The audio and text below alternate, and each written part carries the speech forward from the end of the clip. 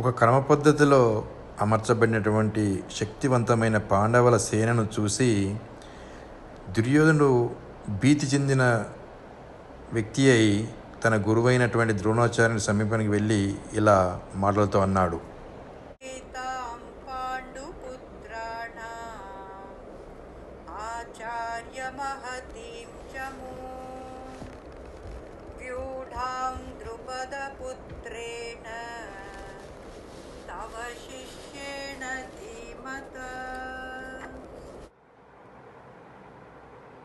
ఇప్పుడు మనము ఈ శ్లోకంలో ఉన్నటువంటి ప్రతి పదం యొక్క అర్థాన్ని విశ్లేషిద్దాము. పశ్యతాం మొదటి పదంలో పశ్యతాం అనేది రెండు పదాల యొక్క సమూహం, ఒక సంధి ఉంది ఇక్కడ. పశ్య ప్లస్ ఏతాం పశ్యైతాం. సో ఇక్కడ పశ్య అనేది మొదటి పదము, ఏతాం అనేది రెండవ పదం.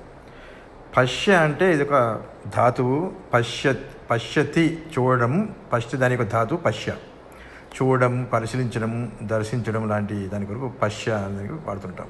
పశ్యతి అనేది ప్రథమ పురుష ఏకవచనం, పశ్యామి అనేది ఉత్తమ పురుష ఏకవచనం.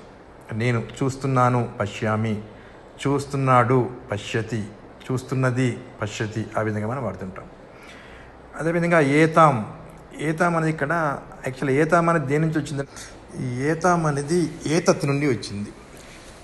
తత్ అంటే అది, ఏతత్ అంటే ఇది.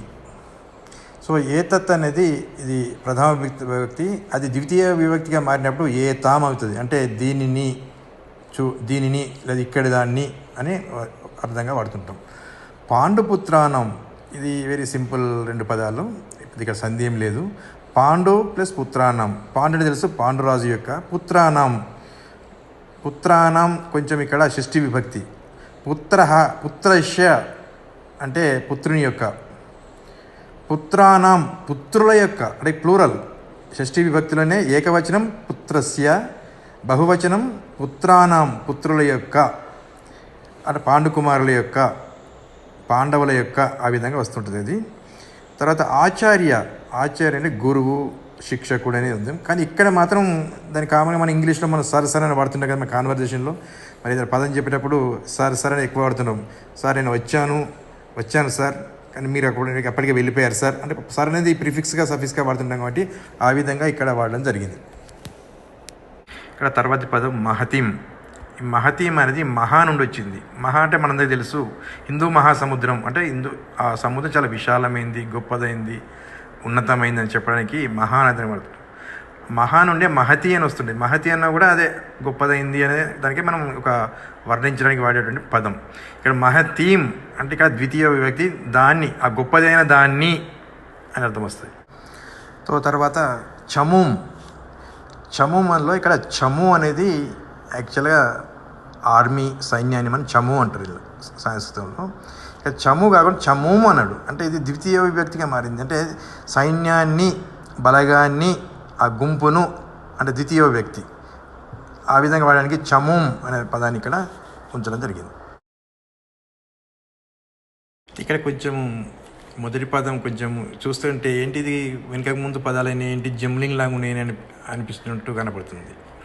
పశ్యతాం పాండుపుత్రానం ఆచార్య మహితిం చమూం. దాని తెలుగులో ఆ పదానికి కరెక్ట్ తెలుగు పదానికి కనుక అక్కడక్కడ మార్చేస్తే మనకి ఏమైందంటే ఇక్కడ చూడండి పాండుపుత్రుల యొక్క గురువుగారు గొప్ప సైన్యాన్ని, ఇదేం పెద్ద మీనింగ్ ఇచ్చినట్టు కనపట్లేదు. కానీ సంస్కృతంలో గొప్పతనం ఏంటంటే సంస్కృతంలో వర్డ్స్ని జంబ్లింగ్ చేసినా కూడా మీనింగ్ అదే వస్తుంది. అంటే ఏ విధంగా అంటే తెలుగులో ఇప్పుడు చెప్పాలంటే దీన్ని గురువుగారు పాండుపుత్రుల యొక్క గొప్ప సైన్యాన్ని చూడండి మనం భావించాలి. ఇక రెండవ పదానికి వస్తే వ్యూఢాం ద్రుపదపుత్రేణ తవ శిష్యేన ధీమత. సో ఇక్కడ వ్యూఢాం అంటే వ్యూహం లాగా, వీరికి రెండింటికి వ్యూఢాంకి కూడా ముఖ్యం పదం వ్యూ అంటే ఒక రకమైన అరేంజ్మెంట్, అలా వ్యూహం కూడా ఒక రకమైనటువంటి అరేంజ్మెంట్. అది ఈ వ్యూఢాం అంటే అమెరికా ఒక క్రమబద్ధంగా ఏర్పాటు చేయడానికి వచ్చింది. ద్రుపదపుత్రేణ, ద్రుపద అంటే ద్రుపదుడు అందరికి తెలుసు, పుత్రేణ పుత్రుడు, ఆయన యొక్క పుత్రుడు, పుత్రేణ పుత్రుడు, పుత్రేణ పుత్రిని ద్వారా, by the son of the Drupada, అనే రూపంగా ఇది వచ్చేస్తుంటుంది. తవ తవ అంటే ఇక్కడ మనం కామగా కరెక్ట్ పదం చెప్పాలంటే తెలుగులో తమరు అంటే యువర్ అనేదానికి యువర్ అంటే కామన్గా వచ్చేస్తుంది. బట్ తమరు అనేది ఒక రకమైన రెస్పెక్టబుల్ పెద్దలకు మాత్రమే వాడుతున్నాం. గురువులకు, తల్లిదండ్రులకు లేదా ఇతర పెద్దలకు మాత్రమే ఇది వాడుతుంటాము. కాబట్టి తవ అంటే ఇక్కడ మీది, మీ యొక్క అనేదాన్ని కూడా మనం వాడుకోవచ్చు. శిష్యేన, శిష్య మీన్స్ శిష్యుడు, విద్యార్థి, అలాగే వాడుతున్నాం. శిష్యేన మీన్స్ బై ది డిసిపుల్, శిష్యుని ద్వారా. శిష్యేన శిష్యుని ద్వారా. ధీమత, ధీమత అంటే వెరీ వైజ్ డిసిషన్ లేదా ఇంటెలిజెంట్, తెలివైన, జ్ఞానవంతమైన, మేధావైనటువంటి, అంటే ఇక్కడ అతని వర్ణిస్తున్నట్టు ద్రుపదిని యొక్క కుమారుణ్ణి ఆ విధంగా. ఇప్పుడు మనం ఈ పూర్తి శ్లోకం యొక్క అర్థాన్ని మనసులోనే మననం చేసుకుందాము.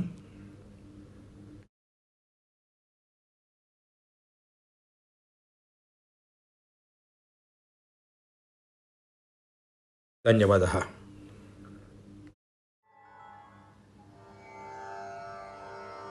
పశ్యైతాం పాండుపుత్రాణాం ఆచార్యమహతీం చ మూం వ్యూఢాం ద్రుపదపుత్రేణ తవ శిష్యేణ ధీమతా.